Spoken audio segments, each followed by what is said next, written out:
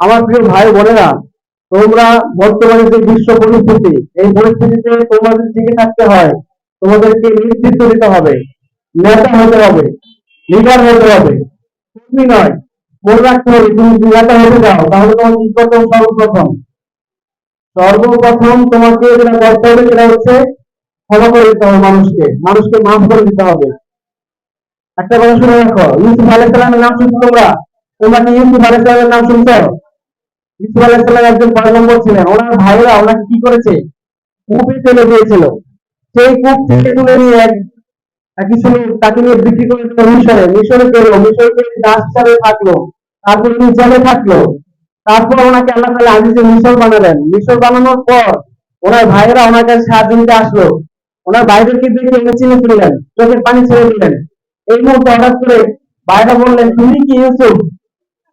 তখন ইসা আলাইহিস সালাম বললেন, হ্যাঁ আমি ইউসুফ। তখন সবাই খুব ভয় পেয়ে গেল এবং অবাক হয়ে ওনার কাছে ক্ষমা চাইল ভাইয়েরা। কিন্তু ইসা আলাইহিস সালাম কি করতে জানো? ইসা সালাম বললেন, লা তাসরিবা আলাইকুমুল ইয়াউম, তোমাদের উপর আজকে আমার কোনো অভিযোগ নাই, তোমাদের উপর আজকে আমার কোনো অভিযোগ নাই। ভাইদেরকে ক্ষমা করে দিলেন। ঠিক এই শব্দটা মুহাম্মদ সাল্লাল্লাহু আলাইহি ওয়াসাল্লাম মক্কা বিজয়ের দিন মক্কাবাসীকে বলেছিলেন, তোমরা আমার উপর এত অত্যাচার করেছো, সে সমস্যা নাই, আজকে আমি আমার ভাইয়ের মতো বলতে চাই, লা তাসরিবা আলাইকুমুল ইয়াউম, তোমাদের উপর, এই মক্কাবাসীর উপর আমার কোনো অভিযোগ নাই। আমার এই যে দুটো ক্ষমার দৃষ্টান্ত আমি বললাম, তোমরা জীবনে অনেক কিছু হবে, যদি নেতৃত্ব দিতে চাও সমাজকে, দেশকে, তাহলে তোমার সর্বপ্রথম যে গুণটা থাকতে হবে সেটা হচ্ছে মানুষকে ক্ষমা করে দেওয়া। বর্তমান বিশ্ব তোমরা জানো যে গতকালকে ইরানে আমেরিকা যুদ্ধ চালিয়ে দিয়েছে। সুতরাং কি হবে বিশ্ব পরিস্থিতি কেউ জানি না। আমাদেরকে হতে হবে এই পৃথিবীতে এমন একজন, সারা পৃথিবীকে নেতৃত্ব দিতে হবে, এমন স্বপ্ন দেখতে হবে। এমন স্বপ্ন কিন্তু আমাদের দেশের মানুষরা দেখে। তন্ময় করে একজন ছেলে আমাদের বাংলাদেশের, সে জিএসসি পরীক্ষায় ফেল করেছে। সে জিএসসি পরীক্ষায় ফেল করার পর তাকে সবাই একটু ইগনোর করেছিল, সে কিছু করতে পারবে না।